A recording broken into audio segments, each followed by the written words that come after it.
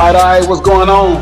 This is another edition of the ATL 3 Style Podcast. We're doing something a little different for y'all today. As you can see, he's not to the south. He's sitting right next to me today. None other than my boy Banks, man. We're doing the podcast in the same building, man, so we can get the energy and the vibe, man, and talk a little sports today, man. What's going on, Banks? Leo, how you feeling, brother? Man, I'm feeling good. Man. You know what I'm saying? We're not going to tell everybody when we're recording this, man. But we in an undisclosed location, man. We're recording the show, man. And hopefully we'll be able to bring some more shows where we're in the building together. And like I said, man, we can share the energy and share the vibe talking about Atlanta sports, man. So, Banks, how you feeling today, man? Everything good? I am doing good, Leo. How's everybody out there in internet land? I'm here in this secret location, this underground bunker. So I'm ready to do this thing, Mr. Leo. All right, man. That's what's up, man. We're going to talk some Atlanta sports, man. We'll talk a few headlines. Before we get too far off in the show, man, you know how we got to do it, man. We always got to give a shout out to our boy, man, over there at Eastland's Woodworking Company, man. You know, he does good work, man, and definitely here, if I can get everything together, I can show y'all some of the work. Bank, check it out. You know what I'm saying? Y'all see it. Y'all see he got the coasters. We got some other things here, man. Let me put the QR code up here on the screen for everybody to see. Shout out my man Phil over there at Eastland's Woodworking. Hit that QR code if you need something for him, man. Got graduations coming up, man. Got a lot of things coming up here, man. So make sure y'all check him out and make sure y'all get something from Eastland's, man. You know what I'm saying? He do good work. Got another piece over here that I got from him. It's got some toppers in it. You know what I'm saying? Did real good work on that. So, yeah, man, definitely shout out Eastland's Banks. I know you said you were going to get some more stuff from them, right? I am going to get some more stuff, Phil. Just hold on. I'm going to get you with my orders in, brother. That's what's up, man. So, listen, we're going to get right into it, man. We're going to talk, man. We got a couple of things to talk about today in this episode, man. But before we get into it, man, this past weekend, a couple of headlines, man. Shout out to you, man. You just had a birthday that just passed, man. So just one more year around the sun. I hope you enjoyed your birthday, man. Last podcast, it was the day before, man. So I hope you actually enjoyed your day. Did you enjoy your day? I really did. And yes, everybody, I'm not telling my age, but people who out there who know me know how old I turned. So I'm that young. So please believe I am very grateful to be on this earth yet another year. Absolutely, man. Absolutely, man. So let's get into it, man. Listen, so headlines this past weekend, man, we'll just jump right on in. We had one of our Atlanta Falcons, man, Michael Penix Jr., man. He got married, tied the knot to his longtime girlfriend, man, down there in Florida, man. It was all over the internet, man. Congratulations to the newlyweds, the Penixes, and I hope y'all having a ball on the honeymoon. But listen, man, I need that honeymoon to be a little short, man, because I'm going to need you to get ready so you can get back in there and compete in OTAs. Ain't that right, Banks? Absolutely. Congratulations once again to you and your wife. I saw all the dancing and the celebration. A lot of people are very concerned, not really concerned, but just trying to figure out then how's that rehab coming along. But neither here nor there. That was your day. Congratulations, sir. And let's get ready for 2026. Absolutely, man. Absolutely. Looked like it was a beautiful affair. A lot of Falcons players obviously were going to be in attendance, right, man? So I'm glad to see that everybody was having a good time on that joyous occasion down there. But since we're talking about the injury, Banks, man, listen, there's been a lot of talk about, of course, obviously Patrick Mahomes. He tore his ACL and his LCL, if I'm not mistaken. I want to say in December. I can't remember roughly when Michael Penix tore his ACL, but there are some reports that, of course, Patrick Mahomes is going to be back for OTAs. I don't know what the timeline is. I mean, Penix has said that he's going to be ready. He's going to be ready. he's going to be ready to go by the summer. He's going to be ready to go by OTAs. Banks, do you think that this is a reality? Seeing that, obviously they were at a wedding. He was dancing, having a good time, moving around. Do you think that, his trajectory, that's a big word, will be ready for OTAs and summer camp to compete for the starting quarterback position? Do you think so? It's real funny. I had the same injury a couple of years back. I tore my ACL as well. I was out for about a good 6 to 7 months out of work. And then after that, I had to do some rehab. Everyone's different. Everyone, of course, he's an athlete. So basically, he's going to have the top of the line, healing and rehab. But, I don't get the whole everyone's playing doctor for him. Everyone knows this injury. They know this whole entire, he's going to take this long to come back and we won't see him till week 7 and everything. I'm like, well, how do you know this? But Mahomes, all of a sudden, he's coming back for OTAs. Like, okay, so how is this different? It's because Penix had a history and then they just feel like he's just not going to heal, or it is giving Mahomes a grace because he's a Super Bowl champion. I mean, I think it's kind of a gray line where we assume where an injury is healed and we don't know.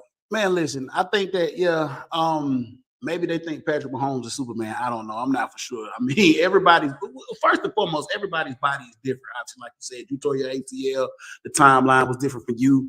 If it happened to somebody else, the timeline might be different from them. So, I mean, people have to know their bodies. And of course, there are medical professionals that are going to tell these gentlemen when they feel they're ready to return to full contact.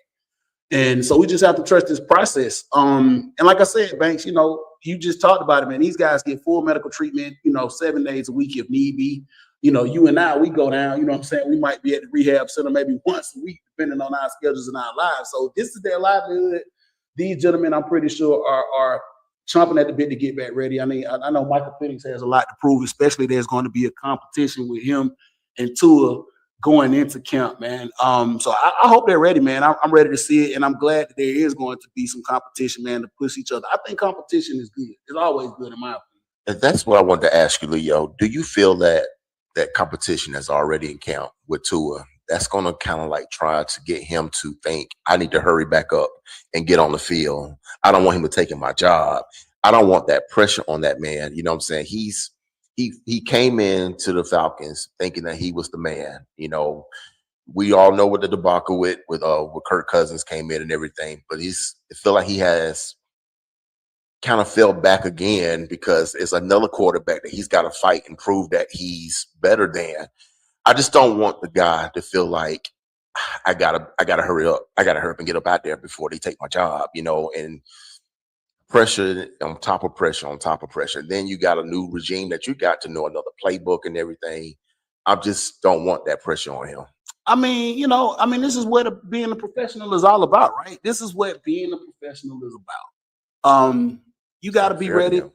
You got to be ready and prepared for everything. I mean, you know what I'm saying? And I'm sure he is mentally, and he's getting his body right physically.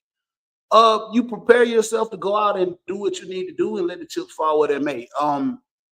There's really nothing to worry about. I mean, the playbook should be in hand. Obviously, Stefanski and Tommy Rees should have an early version of this playbook of what they want to run or what kind of schemes they're going to try to run. So these guys both have an opportunity to look into, the schemes and things. But hey, it is what it is. I don't think he feels pressured. I mean, he just got married. He looked good. He felt good. I think that, he'll be ready when the time comes and let the chips fall where they're made. We know that we know what Tua is. We know what he could give us. I mean, obviously the fan base, there's mixed opinions about that. I have my opinion about it. You have your opinion about it. But the fact of the matter is we're going to have 2 quarterbacks, hopefully 2 healthy quarterbacks. And then we got a third. I think they signed Trevor Siemian as well. Going into the first game. I mean, that's all we can really count for, man. I mean, I feel comfortable with Tua if he laces them up the first day. Obviously, I feel comfortable with Michael Penix Jr. if he laces them up the first game. So we'll just have to see, man. I don't think it's any pressure. And like I said, this is what being a professional is about. And this is how you get yourself together. All right, look, man, it was some other news that happened this weekend, Banks, man. I don't know if you pay attention to it, though. I have to do it every year.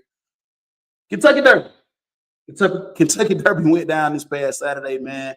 up there, right outside Louisville, man. Golden Tempo ends up taking the 2026 Kentucky Derby, man. 23-1 odds, by the way. They came up from the rear, man, and won the thing, man. Banks, how do you feel about the Kentucky Derby? Do you watch it? Is this something that you do? Because I mean, I don't watch a lot of horse racing, but when the Kentucky Derby comes on, I think the Preakness, like that Triple Crown or whatever, when those come on, I do fire them up. I fire them up. Absolutely. I mean, I get a chance to see any horse race, and I missed this one, but I caught the highlights of it. If I'm at home and I'm able to watch, of course, I would love to see, the pageantry of Kentucky Derby. And then you got the Preakness coming up. I'm not missing that, by the way. I'm going to catch the Preakness and then the Belmont Stakes? Belmont Stakes. Yeah, cool. so I'm going to catch them all from here on out. But usually I'm have a front row seat catching the Kentucky Derby. So yeah, shout out to Golden Tempo, man. Came back from that last position, man. That was incredible.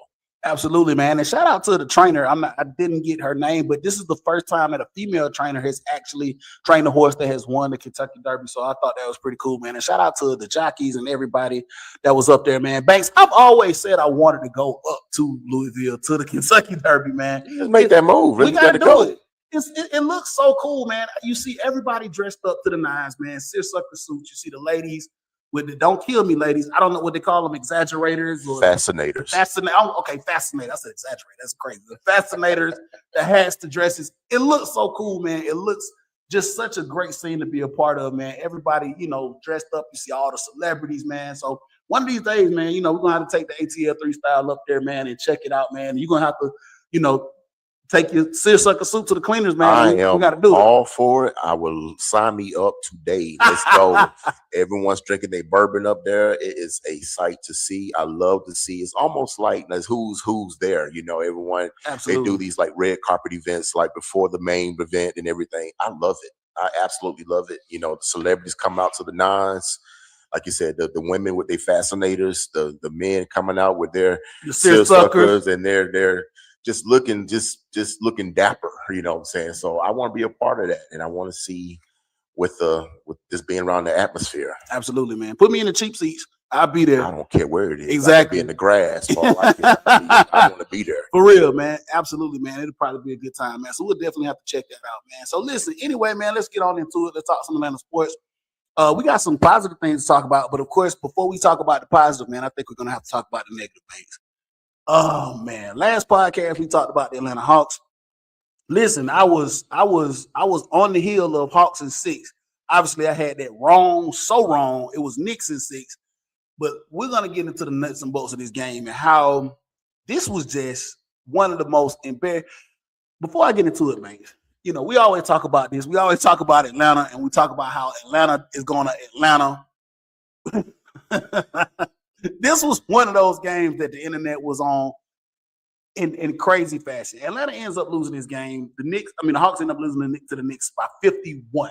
The Knicks were up as much as 61.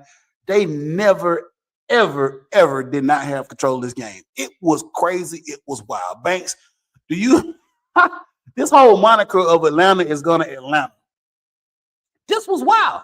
This was a wild game, man. Like, we have suffered. Have we not suffered enough as Atlanta fans by seeing games getting taken away in such crazy fashion? I mean, this was crazy. It was one of those games you want to forget. If you go down social media, they kept saying, well, the Hawks got their 28-3. This was equivalent to their 28-3.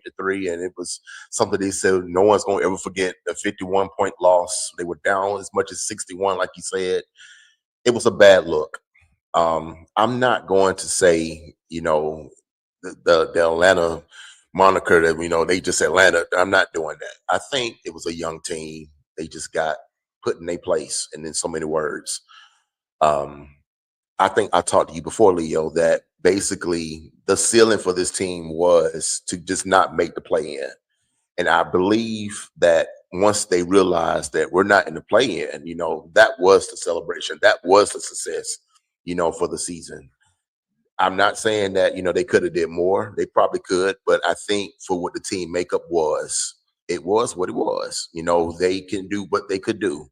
It was a good run. They were, I think right before the All-Star break, they were nowhere even near the play-in. I think they were under the 10th seed, if I'm Listen, not mistaken. with all that being said, Banks, let's be real about this. I respect everything you just said, and let's be real about this though, man. Listen, yeah, we did not foresee the Hawks, catching fire like they did, man, after the trade deadline, after the All-Star game, and being, and like you said, getting past the play-in. We've talked about this several times on the podcast. Like, hey, get out of mediocrity and get to where, you're relevant. And they did that. But here's the catch, man, and I'm not going to let this go. You don't get to the playoffs in the first round to game 6 to get smoked. I'm sorry. And I know this team is young. It's very young. And the playoff experiences were not there. I know everybody's going to learn from this as they took their trips over to, Cancun or wherever they got out. But this should sting and this should hurt a little bit, man. And the thing is, man, the whole time, because I'm going to be real with you, Banks, I think I texted you this. I didn't even really watch the game. Me and my wife, we ended up watching something else. And I was checking the updates as I was watching the other show. And I was like, I said, man, what? I don't know what's going on, but I don't even want to turn this on because right now, like, the Hawks are getting smoked by like 28. And I just kept seeing that number tick, tick, up, and up. As Tony Wrestler, let me ask you this, Banks, man. Let's talk about this for a minute, man. As you're watching this live, because I know Tony Wrestler was down in State Farm Arena watching this live, what's going through your head specifically about Quinn Snyder and what it says about him and how this team just took BTA, as you would say, to the Knicks in game 6, man? Because, I mean, Snyder, obviously he didn't get fired after this game, man, but, like, what's going through your head as an owner when you see something like this happen? I have no idea. And I'm, for one, I think I told you in previous shows that I wasn't a big Snyder. I didn't really believe in him. I think Derico also agreed with me that he's not the right guy for this team. For what the little whispers that I'm hearing, Leo, is that he's getting an extension. So take that for what you will. But as an owner, and you see that, I think the score when I turned on the TV was at one point 63-15. I don't think I ever seen that in a high school game. Yeah, man. So I mean, it was so beyond unbelievable. Like, this cannot be a professional NBA game. Like, I mean, for me, 63-15. Look, man, for me, when like I said, I'm keeping up with the scoring updates. I'm thinking to myself, man, the first immediate thing that came to mind was there like a big brouhaha and people got ejected? Like, did somebody get seriously hurt? Like, how in the hell does an NBA team go down by so much so early? Of course you were looking at it, man, but like, if you were on the outside looking in, it's like this should not happen. I mean, yeah, of course, if the Knicks were playing, the Butler Street YMCA, obviously you would expect this, man. If you got some Rudy Poots over there running shoot, playing like some NBA All-Stars or something, yeah, but not professional two teams that are professional teams that made it into the playoffs. You should never see a playoff team get blown out that bad. But like, to your point with Quinn Snyder, Banks, I think that, given that, Ansay Salah, new GM coming in, and this team has a lot of things that they can do to address certain things in the offseason, I think it might only be fitting to maybe give Quinn Snyder another go. I mean, he's a decent coach. I'm not saying that he's, the greatest coach in the world, but maybe if you get him to work with the GM and get some things in place, then maybe we can see how this goes for another year or two, possibly. But I mean, it had to be disheartening to see them just go out in the way that they did. And I know, like I said, I'm not warm and fuzzy about Quinn Snyder myself, but at the same time, I can kind of see the approach of, okay, you know what? Let's let him and the new GM go to work, see what they can bring in, because obviously, I think they do have a lottery pick, and we are, as usual, we'll have a lot of money to spend in free agency, and we have a couple of pieces that we need to fill, right?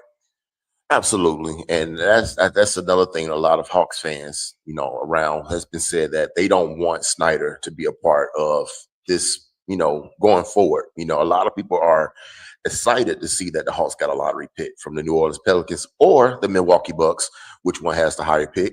I think a lot of people was turned off about that not even the last game, the last 3 games in the playoffs, how they just got smoked in all 3 games. It's like New York adjusted after that game 3 and Hawks didn't. And that was one of the knocks on Snyder, that he doesn't adjust in playoff games. And I don't know if I can stomach that another year of him not adjusting and if we get smoked by whoever team. I think the Hawks, it's been down for so long in our lifetime, Leo. I think we deserve to see some kind of progression. I'm not even talking about, just make it to the playoffs. I mean, any kind of consistency in the playoffs. Yeah. We've seen it in Yeah. all our teams in our city. We've seen it from the Falcons. We've seen it from the Braves. We even seen it from the United. We have not seen it from the Hawks. And it's like, when are we going to turn that corner finally as a franchise to see this team just be consistent in something, Yeah. And I don't know if that coach, I don't know. I could be wrong. I could absolutely be wrong. Honestly, Soleil, like you said, he was there. He left the game. And they said he had a disgust on his face that he, like he's ready to get to work. I don't know how true that is, but, for anybody that was there that saw that in real time, my hat's off to you that had to sit through that, and I've been through some bad games in all of my teams out here, okay? I've been to some bad games in the Falcons, some bad games from the Braves, and I had to sit there and soak in it. And it's like, you know what? After that 63-15, I think it was the second quarter, I believe. I think that would have got me up out of there. You know what I'm saying? You know what? I can't sit there and watch a bad product. Banks, we not gonna. We just can't do it. We're not gonna go into your. No. But that right there, come on. Like, man, you want to talk about, listen, because I know sometimes you'll be like, listen, you'll come out and be I will. You're absolutely right. You're absolutely right. But I'm just gonna say this: the hot dogs don't even look right today. But you know what? What really got me on fire or upset that they actually had the audacity to swag surf. They didn't. That game. They obviously didn't check the temperature. They couldn't have. And when I saw the video, I'm like, who are they swag surfing for? Harry Hawk? Because they weren't swag surfing for the team, and it was embarrassing. And I really felt that going forward, I don't want to be the doom and gloom. Okay, you got to be down the whole time. You trying to uplift the crowd, I get it. But sometimes you just got to be like, yeah, let's go ahead and just bypass that one. Man, listen, this is all to the Hawks department, marketing department, a crowd, an entertainment department. Y'all got to check the temperature. And I know y'all have a script. Usually it's a script thing they go through. Because we've seen this at many sporting events, including the Falcons and the Braves. So win or lose is this script that they go through to try to get the crowd interaction. But listen, y'all might need to have a pivot script, man. Y'all might need to have several branches of how this thing goes. Because let me tell y'all something, man. There's nothing more depressing than to be getting B-A on a field or on a court, and then y'all asking the crowd to get up and do the swag surf. We don't want to swag surf, okay? Maybe y'all need to, see if y'all can give us some coupons for some extra drinks or something, man. Because at that point, man, it's nothing. Chick-fil-A sandwich. Yeah, something, anything. Man. Give us something, because we done set through probably one of the worst losses, that we. I hope I never have to say that again in my life, Banks. And said, we keep upping which loss is the worst. Because, like you said, we've been in the building for some absolute atrocities, man. And I hope we don't have to keep doing this with these teams here in Atlanta. It's sad. So listen, we're gonna move on. We'll talk a little bit about the offseason, and we'll talk a little bit about some positivity with the Hawks, man. We'll get off that game. We'll talk some positivity. Like you said, and like we just discussed. Got a lottery pick, man. We have a lot of money, man. So we know for a fact that the Hawks, there are some needs that need to be filled. But what I want to talk a little bit about before we move on with the show is, Banks, how do you feel about the core that we have here, right? We got Jalen, obviously, who's going to be here. We got Dyson Daniels, obviously, that's going to be here. I think we can say Onyeka Okongwu. I think he might be here for the long haul. So that's like 3 players that are actually like the core pieces. Alexander Walker, obviously he's going to be here as well. Let's talk about those core players, and how do you feel about them going into the offseason and building around them? Do you feel like that's a great core setup? I believe that's a start. I'm not, what I'm saying, I don't see blowing it up and going different directions going to help anything. I think in order to get the continuity and to keep it going, you have to keep some kind of foundation there, And when you said Jalen Johnson, good start. You got Onyeka Okongwu, another good start. Dyson Daniels. You got Alexander Walker. Nikhil, they call him Nah. Listen, you got to keep those guys in place. And, start somewhere. You don't have to necessarily, I know how everybody was like, this guy got to go, after that beatdown. That's emotion. And a lot of people was like, Jalen Johnson, he ain't the guy. Well, we don't know. I mean, he's 23 years old, Leo. I Yeah, mean, he's yeah, a kid, absolutely. So you throwing him out there and in the biggest stage of his career, and you want him to make a difference off the rip. With Doesn't work. no playoff Right. experience. So it doesn't work that way. Yes, I would like to see going forward, some kind of a good continuity core, and I think that's a good start. Those names right there, you got the guys. Shout out to CJ McCollum. He did what all he could do, and So Banks, let's talk. We'll talk about the guys on expiring contracts, and we'll do a yay or nay on them, and talk about how we feel like they'll fit back in with our situation. So since you already brought them up, CJ McCollum, obviously, the elder statesman that they brought in from the trade with Trae Young. I feel really good about him. I think he's, if I'm not mistaken, on an expiring contract. Do you re-up with CJ McCollum? I say yes. I say give him something, because he's a veteran presence, and obviously he was able to uplift his team when, like you said, some of the younger guys just didn't have it. I think he actually willed this team to 2 wins in this series. And I mean, I was very impressed with CJ, and I think he still has something left in the tank. CJ McCollum, how do you feel about him getting coming back with the Hawks? I would like to see it. As a starter, probably not. I want him to at least be around somewhere in that locker room and help that young group. I think what he did in those 2 wins in the playoffs was phenomenal. I thought that was the Portland Trailblazer, CJ McCollum, that came through. I would, of course, if he's not in the cards, then of course we'll move on. I, for one, just hope that we bring some kind of veteran back. Yeah. Somebody that can stabilize the locker room. Just in case you have nights where you're not gelling. You need someone that keep that team together. Absolutely. And the core that you named, the 4 guys, yeah, they're good, but if you're not going to bring a veteran back, then one of those guys got to step up to be that glue. Yeah. So I would like to kind of like have like a little cheat. Give me a veteran, and if it's CJ, then let's go. Absolutely. I'm good with CJ, man. Like I said, bring him back, man. Try to figure that out. All right, next one on the list, Jonathan Kuminga. Obviously, we know we got Jonathan Kuminga in the trade when we sent that other big tall dude. I can't think of his name right now. It just eluded me. Are you talking about Porzingis? Kristaps Porzingis. We sent Kristaps Porzingis to the Golden State Warriors, and obviously we got Jonathan Kuminga in return. And I think Buddy Hield came with that trade as well, if I'm not mistaken. Jonathan Kuminga, I think he was on an expiring contract. I'm going to go ahead and say yay. The reason I say yay, man, is a lot of upside with Jonathan Kuminga, Agent Zero, man. This kid is hella athletic, man. I love everything about this guy. I think with more time, this dude is just going to get better and better and better. I don't know what the deal was with Golden State.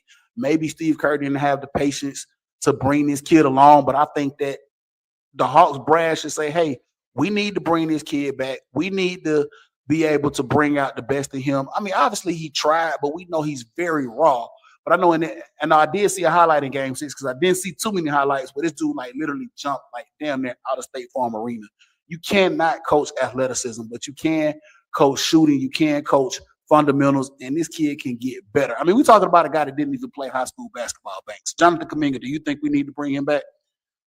I agree with everything you said, but this is where the yin and the yang will come. I'm gonna say no, only because I think he's 28 million next year. I want to say on his contract, and I don't think they want to pay that much for a guy that's just up and coming or aspiring athletic guy that we don't know what we're going to get. But I could be wrong. I think that what he did when he got here was a breath of fresh air. He came from Golden State and don't know what was going on out there with Kerr, and why he never saw the court. But when he got here, he's like someone took the bricks off his feet, and he just started jumping all over the place. And I like to see it, but that contract, maybe Ansa Soleil may have a plan for him. Maybe they'll extend his contract out so it won't be as much, going forward. But I don't know. I heard something about 28 million. They were like, that might be where he gets out of here.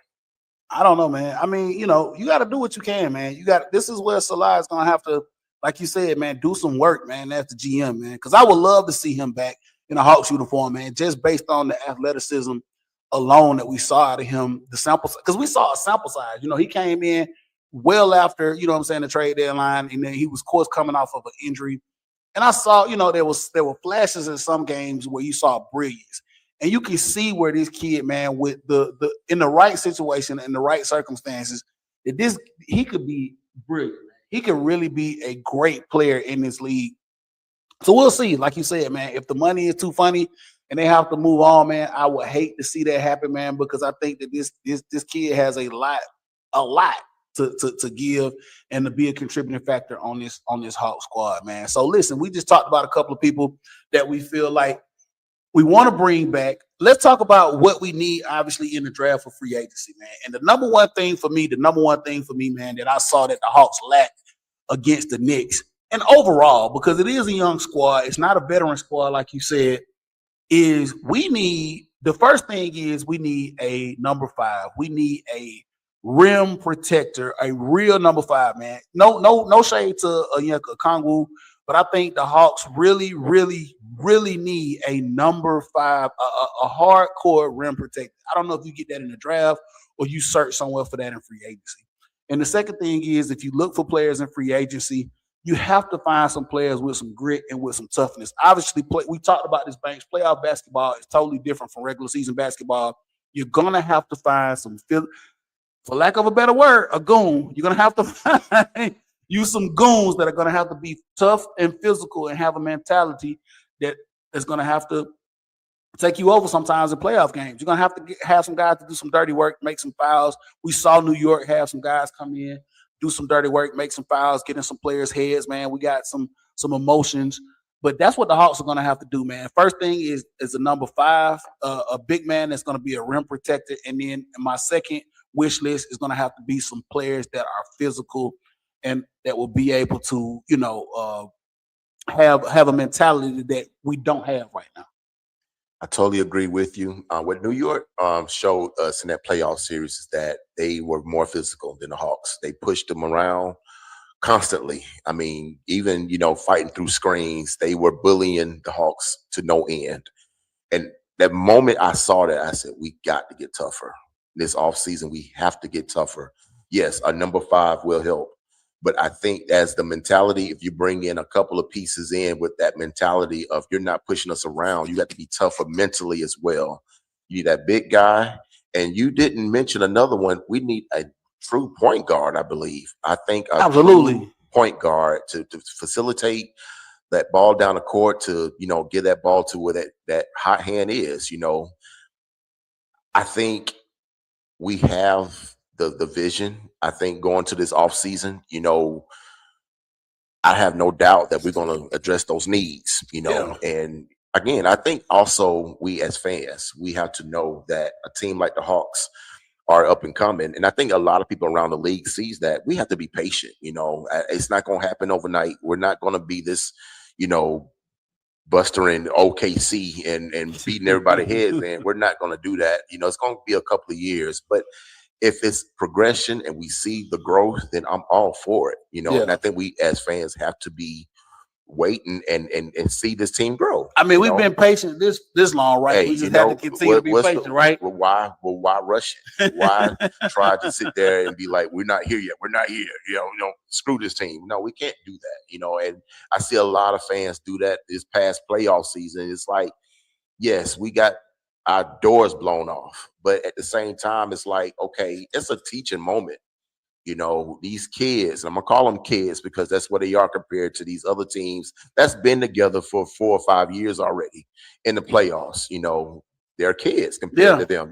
So this is their first go round. A lot of them was their first go round in real playoff competition. So and all the ones that's out there that keep saying, well, Trae Young would never did this. I didn't want to mention his name, but I might have to bring, because I got a point I want to say. Trae Young is where he wants to be. So you know what? Let him, Godspeed to him. Hope he does well in, Washington Wizards, except when he played the Hawks. But we're going forward, and we're going to move forward, and we're going to watch this team grow. Absolutely, man. Like I said, shout out to Trae, man. Social media was a buzz about Trae and how he would never. But listen, man, we moved on from Trae. Obviously, man, good luck to him. But that goes back to what we said in the offseason, man. We need to look for some people with a mentality to be able to put teams away and to be just as physical as because let me tell you something, New York is not going anywhere. I think that core they have up there, man, is not going anywhere with Cat and Brunson, and I was just so tired of OG. I was like, God, I'm tired of this dude, man. But that's a whole nother story, man. We're going to move on, man. So shout out to the Hawks, man. We'll see what they are able to do in the offseason. We'll see what we get from the lottery, like you said, either the Pelicans or the Bucks. We'll see how that ends up lining up, and we'll see what we're able to do in free agency, man. But, yeah, just a bad way. And I hope this taste stays in y'all mouth. I hope a lot of y'all didn't go to Cancun. I hope a lot of y'all stayed in the gym, man, and got y'all weight up, man, and start shooting around and start to get ready for this season, man, because that's a bad way to go out. And I know y'all still young, man, but like you said, we got to come back stronger, got to build this team, man, and we got to be relevant. I mean, the patience is there, but we're going to have to be relevant in the East, and we're going to have to make sure that everybody knows that the Hawks are going to be, a contender to make it, not just into the playoffs first round, but into the semis and into the Eastern Conference Finals, man. So shout out to the Hawks. So listen, let's move into the second half of this show, man, before we close this thing out, man. Let's talk about some real deal positive stuff from a team here. Y'all see it. Y'all already see it, man. If you're watching this, y'all see what we got on, man. Y'all see the drip, man. It's all about the A, the lowercase A, the A right here, man. Y'all see the Atlanta. Y'all know what time it is. It's those Atlanta Braves, for real. Listen, man, we talk about the Braves. And we never worry about the Braves. But check this out, Banks. The Braves are on fire.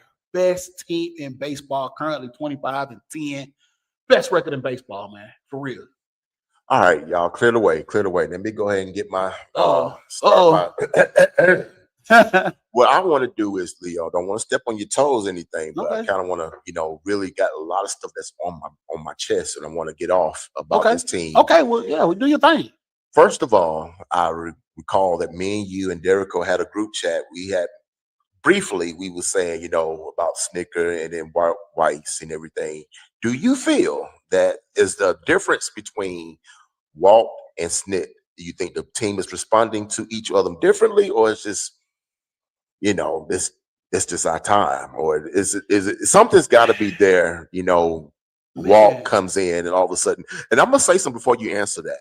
And in my opinion, Jorge Soler for the California Angels or Anaheim Angels or whatever Angels you are, had a brawl with the Atlanta Braves, and I remember Walt Weiss tackling Jorge Soler. Shout out Soler. Linebacker style. Okay. When I saw that, I said Snitker would never. Well, Snitker like old as hell. I don't care. He would have stayed in that. He would have stayed in that bullpen and watching and been all shucks. Listen. Shout out Walt Weiss. You really showed me that you will go to bat for your players, and I think little things like that will have your players running through the wall for you. That's my opinion. So I mean, listen, man, as you protecting your players at this point, man. I think as men, Banks, man, you gotta protect your boys, man. As a coach, you don't even think. You're on autopilot at that point. You see what's going down, man, and you just go out there and react. You know what I'm saying? I think that's what Walt did. He went out there and reacted to protect his boys, man. And like you said, that does go a long way with showing your team, man, how invested you are in them. So shout out for Walt for doing that, man. But yeah, so listen, we've talked about this, man. The Braves have this thing of tradition. We talk about Braves country. Obviously, you know what I'm saying? This goes to Bobby Cox, and then for him tapping Brian Snitker, and then him tapping Walt Weiss. We had these conversations about who was going to come in after Snitker retired. But there's a hierarchy to these things, man. And, Walt was probably that guy on the radar for quite some time. It was like we knew Snitker, was going to end up eventually leaving. And, Snitker was probably putting that word out to everybody in the organization that, look, this is who I think would be a great fit for this organization. And obviously right now, it's on fire. I mean, really, because there are a lot of different things that are going on in this organization. They're finding ways early to continue to extend the streak that we're on. I want to say that we're like 8 games up now in the NL East, and we're doing our thing, man. The largest deficit in any division. And I want to say I read something crazy where so this is a crazy stat, and I'm gonna let you get into it, but all the teams in the 90s and the early 2000s never got out to a red hot start like this. 25-10, man. None of you go back and look at the 90s Braves teams. None of them have had a start like this. And we were kind of we at the beginning of this season talking about the Braves, and we always said that we weren't worried about them, but obviously there's no need to worry about them and what they're doing now, man. The last time after 35 games that the Braves started this good was 1892 when they were the Boston Bean Eaters. So yes, that's a stat. Okay, that's real. 1892 was the last time of a start anything like this in the first 35 games. So kudos to the Atlanta Braves right now. They're out there having fun, Leo. Yeah. They out there smiling, they laughing. And I got so much I want to just point at, but I know we got to go through the line. But I see players out there who hasn't done nothing in a long time. Yeah. And they're out there just having fun out there. Yeah, man. I'm catching myself watching every game now. And I've never done that. As long as the Braves been playing since the 90s and me growing up watching them, I never sat there and watched every single game so far. Only because it just feels different. It feels man, you know me, man. You know me, dude. I don't get into it until it start getting hot. I understand. That's when the bats get crazy. Yeah. When it gets hot outside. Listen, I want to take you back to a couple of games ago on Friday night. I don't know if you were aware that the Braves were down 6-0, and they were playing the Colorado Rockies. I did. I saw that. And they came back and won 8-6. Now, that resilient of that team, a lot of people have turned the TV off. It wasn't just their night, Went to bed. and people woke up the next day and Braves were winners. That's the kind of stuff that you have to be like, wow. They never said die. They never said this is over. They kept it going. The following game, they put BTA to Colorado and beat them 8-1. And then the game yesterday, they fought with Colorado. Colorado was giving it all they can handle. They won 11-6. Mm-hmm. So listen, those bats are alive, and we don't even have a full roster yet, ladies and gentlemen. 276 batting average, best in the majors right now. 276 batting average. It's crazy. Unbelievable. Crazy. We got guys that's coming off as I call them short gap guys to replace guys until they get healthy, and they hitting home runs. Shout out to Johan Helms, if I'm saying your name correctly. Jonah Helms, excuse me, coming out there with a 5 RBI game yesterday. And shout out to Jorge Mateo with his second home run of the year. Jorge Mateo, ladies and gentlemen, let that sink in. This man doesn't hit the ball. Okay, no disrespect to you, Mr. Mateo, but you don't hit the ball, and you hit one clear out of the stadium on left field, and it was a beauty to see. Leo, I also wanted to give a shout out to Spencer Strider, who's coming off an injury, who only played 3 1/3 yesterday, and he 6 strikeouts, 5 walks, and then they yanked him. But, it's okay because, this kind of expected. He wasn't going to come out there and be the old Strider of old, but he did hold his own for what it was, and bullpen came and held him down. So shout out to you, Mr. Spencer Strider. Welcome back, brother. Hey, man, always good to see, in my opinion, one of the best to do it in Major League Baseball, man, him coming back. We knew he was coming back. He was on assignment at Gwinnett. He had that injury in spring training. Assignment in Gwinnett, and then he comes back yesterday, like you said, pitched 3 1/3, man, and did pretty good and looked pretty good. Listen, that's a great sign, man, because here's another just crazy stat for you. The Braves had the second best ERA in Major League Baseball right now, 3.17. I think only the Yankees might have a better ERA than that. And we talked about we were a little nervous about the pitching and the bullpen, but it's still early. But right now they are holding it down, even without Spencer Strider, one of the linchpins of the starting lineup. Hurston Wardrobe, man. They've been doing excellent with pitching. 3.17 ERA is absolutely crazy. I would have to stack that up against some of the starting pitching that we had in the 90s, man. Because it doesn't get any better than this. Shout out to Bryce Elder.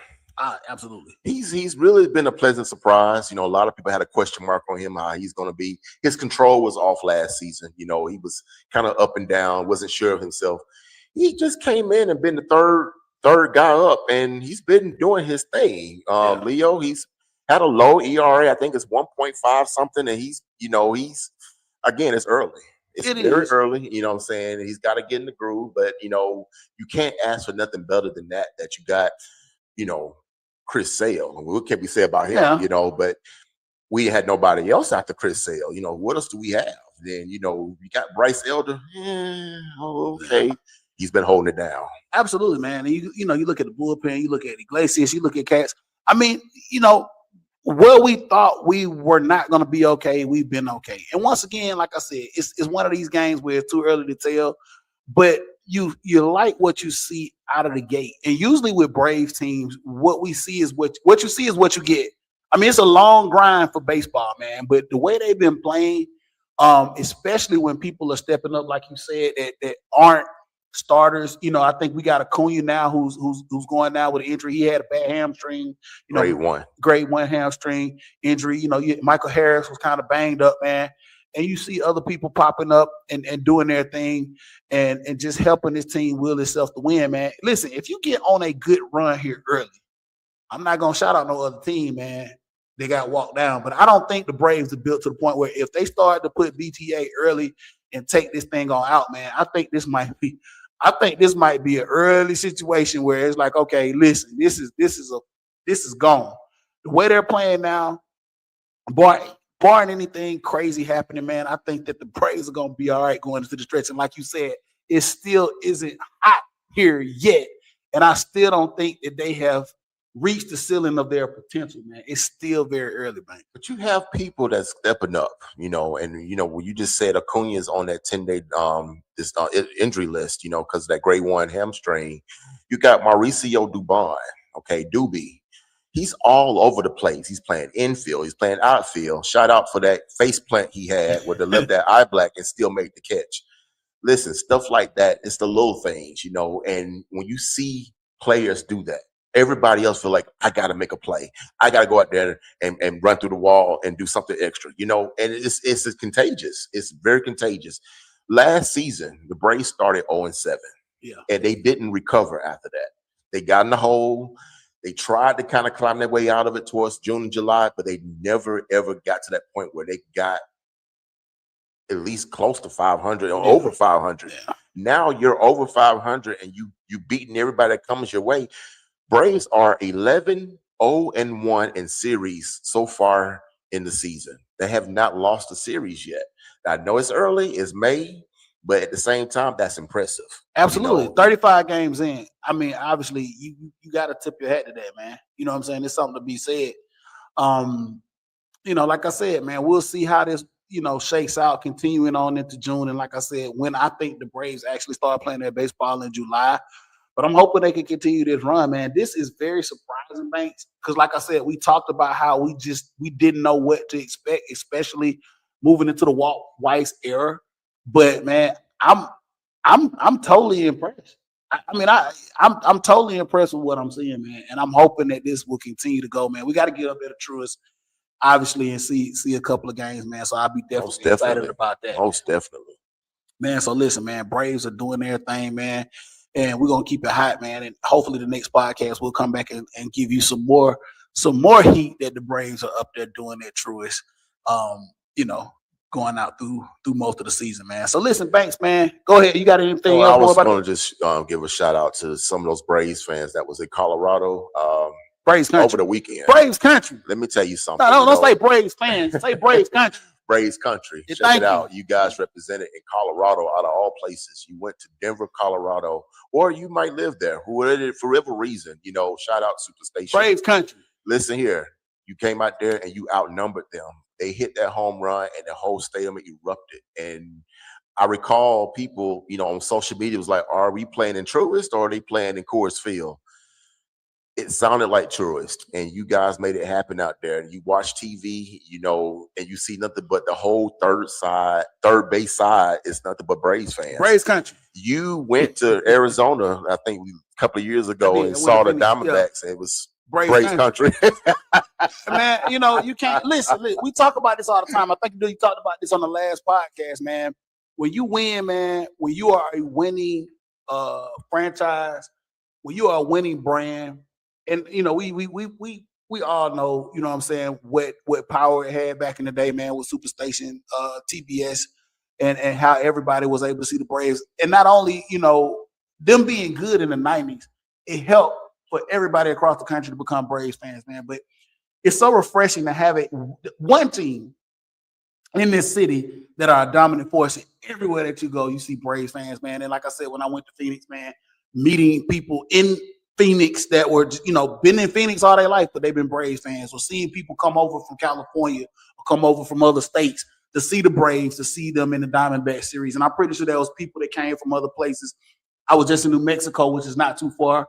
Probably, Braves fans in New Mexico that drove up there to Denver to check out that series against the Rockies, man. So like I said, it is Braves country. Even if you go to New York, to the Yankee Stadium, to Shea, all the places, all over the country, Braves fans, is Braves country. We're going to be there. We're going to be there to support that team, man. It's an awesome thing. I wish we would see this with the rest of our team. Well, absolutely. I was just about to say that, like it's one team in this city that we don't even worry about. When the Braves won the World Series back in 21, they played the Houston Astros. Okay. Houston Astros is a respectable franchise. Well, and game 6, they be cheating. Well, it doesn't matter. But the matter of fact is the World Series game, and they in game 6, and you had Braves fans 50-50 in that stadium. Absolutely. And I could not believe it. Like Houston Astros and their fans, and we neck and neck with them. Unbelievable. Now I'm just saying that as an example. Like Leo said, you go to New York and it's Braves fans up there. You cannot get away from us. And the Braves, they made that. They made that over the years, as we were kids, Leo, and they were good. You know what I'm saying? Absolutely. So you got people that's been born after us who all they know is Braves beer. They never known the lean years of the Braves when they couldn't even draw 1,000 people in Atlanta Fulton County Stadium. Oh my God, I just called my age out. But there's Atlanta Fulton County Stadium where you can sit anywhere you want to sit at. Exactly. You know what I'm saying? So listen, shout out to the Atlanta Braves, man. Keep doing the city proud. Keep doing it, man. Keep doing it for real. Listen, Banks, we are at the mark, man. Listen, man, it's been pretty cool, man, doing the show, man, side by side, man. Like I said, this was something that we had always said that we wanted to do when we took this on many moons ago now, man, because we've been doing it for quite some time, man. Very passionate about Atlanta sports, just very passionate about sports in general, man. So we're going to. Can I say something before we go sign off? Didn't mean to shy away from this other team right here. Atlanta United. I think they won again. They did. 3-1 over Montreal, man. Shout out to Atlanta United, man. That's the streak. That is 2 in a row. And so shout out. So listen, this weekend, so coming up as we put this show out, man, coming up this weekend, man, they'll be taking on the LA Galaxy over in Mercedes-Benz. I will be there this weekend, this Saturday. Shout out Footy Mob, man. Also, shout out Footy Mob, man. I heard they had a killer tailgate, man. Universal Circus showed up at the tailgate this past Saturday, man. It was pretty awesome for what I understand. I hate I missed it, man. But listen, shout out Footy Mob, man, doing big things there, man. Shout out our SG Footy Mob, man, and everything they do over there, man. Shout out our boy Reggie, man. Shout out our girl A-Roll, man. Everybody over there at Footy Mob that makes it happen, man. But yeah, Atlanta United, man, 2 in a row. Maybe Tata got this thing turned around, Banks. I don't know. He's played with this lineup, man. Obviously, not to go too far off into the weeds, man, before we close this thing out. Miguel Almiron has not been in the starting lineup. If I'm not mistaken, Marunchuk has been the guy who's been wearing the C for Atlanta United. Latte Lot, actually, I probably butchered his name, but y'all know who I'm talking about. Our forward, he actually scored a goal on this past Saturday, man. Saba Alojanise, man, he scored a brace this Saturday, man. So I don't know, man. Maybe they're getting their mojo back, man. It took them long enough, man. But like I said, I'll be in the building this Saturday, man, as we take on the LA Galaxy. Baby steps. Hey, man, that's all. You got to do something, man. A couple of more games coming up, man, and then we'll take that obviously big, long international break for the World Cup that'll be coming up here. We've been talking about that. We'll talk a little bit more about the World Cup, man, as we come up to it. Banks, I think next episode, man, we need to start featuring some of the teams and start talking about some of the teams that'll be in the World Cup, just to give our audience, a feel of, some of these teams. We probably should have done it probably a couple of episodes ago, man. But maybe we'll give some of the big breakdowns as to some of the teams that are favorite to win this thing, and tell everybody about their style of play and how that works out, man. Maybe we can get Reggie and Rocks to come on and do that as well, and talk with us a little bit about that, man. How you feel about that? Sounds good to me. All right, Banks, man. Let everybody know where they can find you, man, before we close this thing on out, brother. You can find me at Antoine Jarrell Banks on Facebook or Baby Banks 80 on Instagram. All right, man. Y'all know it. This dude seemed to be keeping up with his social media stuff pretty good, man. So A little bit. We're not gonna hassle him too much about that, man. Also, you can catch the ATL 3 Style Podcast on all these social media platforms, man. Also, make sure you like and subscribe us on YouTube, Instagram, and on Facebook, man. You know, we doing it big, man. We trying to. We appreciate all of our fans, man, that you know, hit us up, follow us, man. We definitely appreciate it, man. Also, man, hit our boy up, man, over there at Eastlands Woodworking, man. Our boy Phil, man, he does good work. Hit the QR code. Make sure y'all show him some love. Banks, we're gonna continue. We're gonna be in the building, man. This felt good, man. It really felt good, man, to do this show, man, in the building together, man. Hopefully we'll get better. If there are any, you know, inks or any kinks or whatever, we'll try to work these things out, man, and we'll get better and better as we do this, man. Of course, obviously, man, but you know, man, it's in the wraps, man. First time, you know what I'm saying? It felt real good, man. And hopefully we'll be able to bring you, you know, more shows where we're in the building, get the vibe going, man, and do some stuff different, man. This has been another edition of the ATL 3 Style Live. All right.